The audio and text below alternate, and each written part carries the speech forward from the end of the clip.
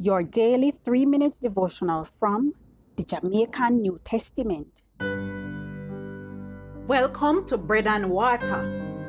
In Jesus' parable of the wheat and tares that we have been studying since week, we see that each player in this plantastic tale has a very specific role.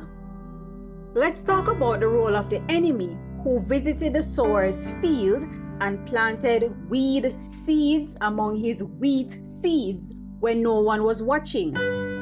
You can find the reference text in Matthew chapter 13, verse 37 to 43. We will read from Luke chapter 22, verse 31.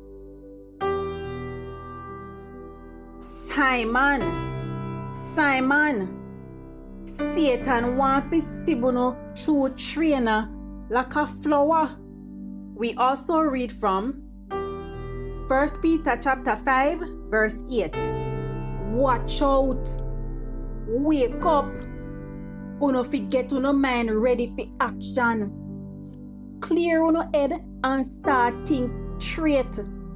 Uno enemy, the devil, he must sneak round like one wicked hungry belly lion.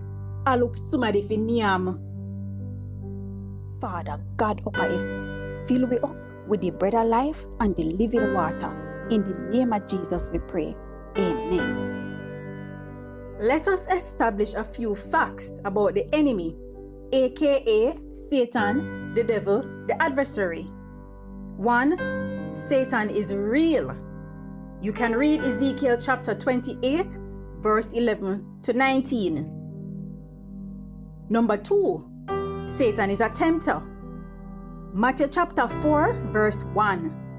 Then the Holy Spirit take Jesus in the desert, so the devil could have tried to make him do wrong. Number 3. Satan's domain is earth, and he rules the nations of the earth. Recall that Jesus calls him the prince of this world and the prince of the power of the air. And at Jesus' temptation in the wilderness, Satan offered Jesus the kingdoms of the world.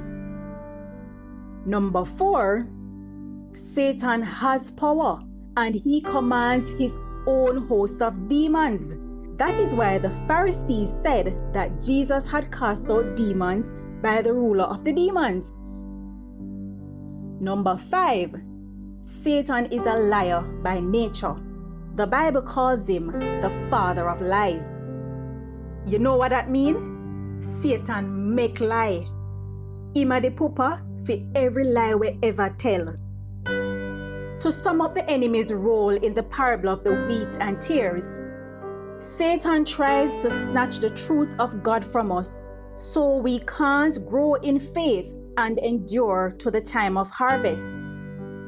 Satan will use the power he has to make sure that we are tempted and deceived by his lies so that we can be lost eternally and share in his destruction when the time of harvest comes.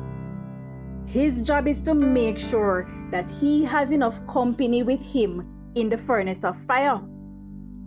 So you ask, with all of that the power there, how we go overcome the enemy? Guess what? Jesus gave us an armor to wear to protect ourselves against the wiles of the enemy while we stand in God's own strength and power.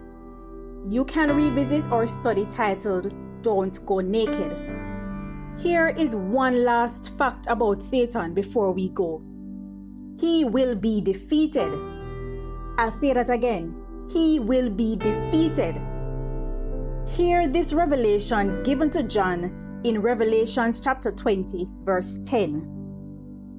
And the devil will fool them up, get fling down in the same lake of fire where burn with sulfur, where the wild animal and the false prophet them get fling in. All of them are suffer wicked, day and night, forever and ever. Thanks for staying tuned. Join us tomorrow when we discuss the role of the harvester.